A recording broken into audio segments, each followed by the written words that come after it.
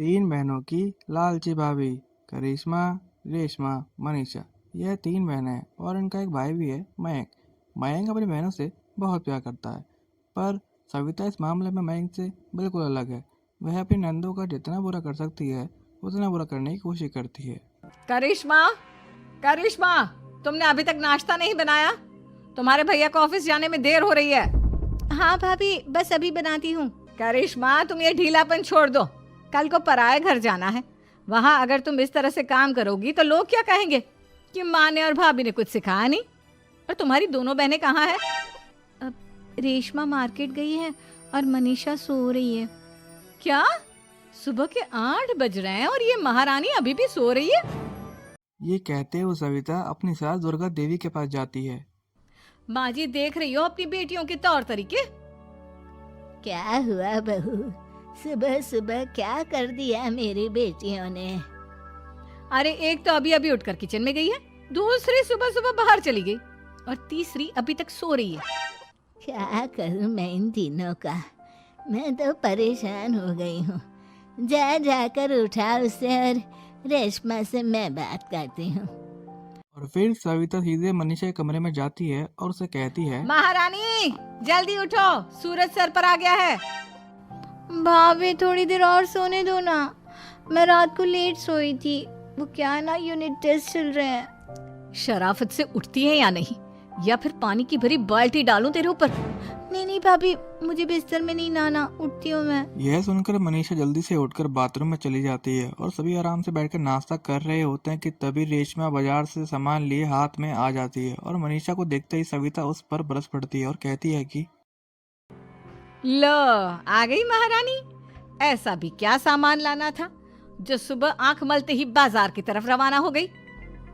भाभी, कल आप ही तो चीख रही थी कि घर का सारा सामान मुझे ही लाना पड़ता है, घर में किसी को भी किसी काम से कोई लेना देना नहीं है। अब मैं बाजार जाकर सामान ले आई तो आपको इस बात से भी तकलीफ हो रही है? देख रही हो माँ जी, अपनी बेटी की जुबान कैंची से भी तेज चलती है। और मयंक, आप तो कुछ कहेंगे नहीं अपनी लाडली बहन को। रेशमा, अपनी भाभी से ऐसे बात नहीं करते। चलो माफी मांगो। भैया, मैं क्यों माफी मांगू? आप भाभी से बोलिए ना कि हम पर कम हुक्म चलाया करे। हम इस घर की बेटियां हैं और आपकी पत्नी की ननद है, नौकरानी नहीं। लो कर लो बात। इनकी भलाई के लिए कुछ भी बोलो तो इन्हें बुरा लग जाता है। इस घर में यही इज्जत है मेरी। देख लो माँ जी, आपकी बेटी किस लहजे में मुझसे बात कर रही है। यह सुनकर सविता वहां से चली जाती है और मयंक को भी गुस्सा आता है तो वह भी वहां से चला जाता है। पर करिश्मा वहां खड़े होकर रेशमा को समझाती है कि रेशमा, तुम्हें भाभी से माफी मांग लेनी चाहिए थी ना। लेकिन दीदी, मैंने कुछ किया ही नहीं तो मैं माफी क्यों मांगू? हाँ का रेशमा दीदी, रेशमा दीदी जैसे ही घर में आई भाभी ही उन पर चिल्ला रही थी। हाँ, मैं मानती हूँ कि गलती भाभी की थी। मैं तो इसलिए बोल रही हूँ कि भाभी ने माँ को तो पूरी तरह अपने वश में कर लिया है। वो हमारी बात सुनती ही नहीं। मयंक भैया हमारे लिए हमेशा खड़े रहते हैं, इसलिए उनकी बात का मान तो तुम्हें रखना चाहिए था ना।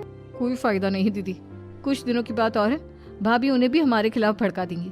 फिर वो भी माँ की तरह हमारी किसी बात का विश्वास नहीं करेंगे। और इसी तरह सविता अपनी ननदों को किसी न किसी बात पर परेशान करती रहती थी। और एक दिन मयंक अपनी बहनों के लिए तोहफा लेके आया और बोला, क्या रेशमा, ये तुम्हारे लिए हार का सेट। रेशमा, तुम्हारे लिए सुंदर सी ड्रेस। और मनीषा, तुम्हें किताबें पसंद है ना, तुम्हारे लिए किताबें लाया हूँ। थैंक यू भैया, थैंक यू भैया, थैंक यू भैया। करिश्मा, तुम्हारा नेकलेस कितना सुंदर है। ये भैया कहाँ से ले आए होंगे? मैंने भैया को 3 दिन पहले फोन पर ये डिजाइन दिखाया था और आज भैया ये ले आए।